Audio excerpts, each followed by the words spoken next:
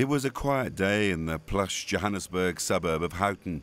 The joggers went through their usual paces and the blades cut the grass regardless. You would never have believed that one of the most famous men in the world, the subject of a media frenzy, was lying peacefully just behind these walls. Now, there's been a string of visitors here to Houghton over the weekend, including Andrew Mlangeni, the former Rivonia trialist who was on Robben Island with Nelson Mandela.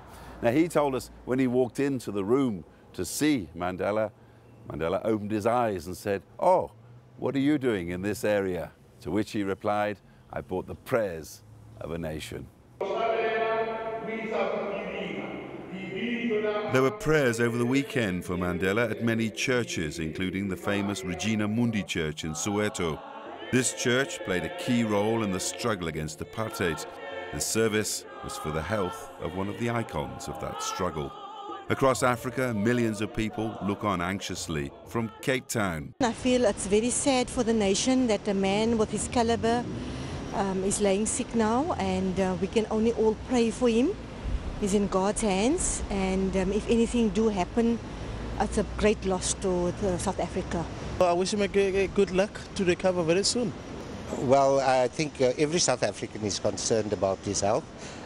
He's been an icon, he still is an icon, and you know, his loss would be a very great loss to South Africa and to the world at large. However, we pray that he makes a speedy recovery and he comes back to us soon. Well, the last I heard, he was released and he was back at home. And yes, of course I'm concerned. He's been a very good president, and well, ex-president, and we all love him. We love you, Tata, and yeah, get well, and you are always in our hearts. You make South Africa a beautiful place, even now and forever. And Nigeria. Nelson Mandela is actually an iconic figure, both in Africa and in the world at large. And to hear that he's actually been hospitalized right now is actually it's heart-wrenching. And as a Nigerian and as an African, I feel deeply, touched by the fact that he has been hospitalized.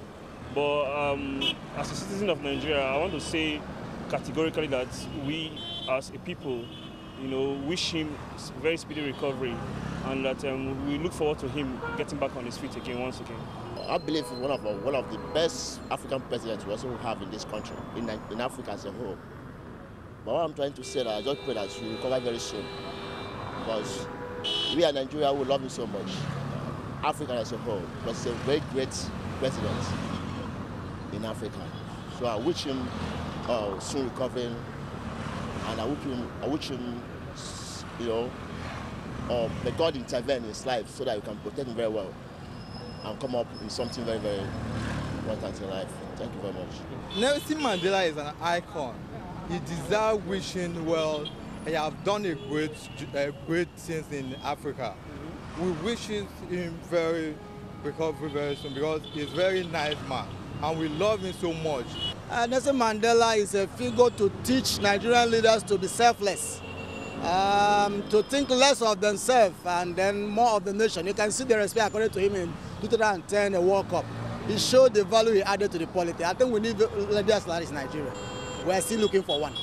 There was a media frenzy when Mandela was discharged from the Milpark Hospital in Johannesburg. Hundreds descended from around the world. By this morning, the pack had thinned out to a handful. After all the drama of the last week, few would begrudge Nelson Mandela a bit of peace.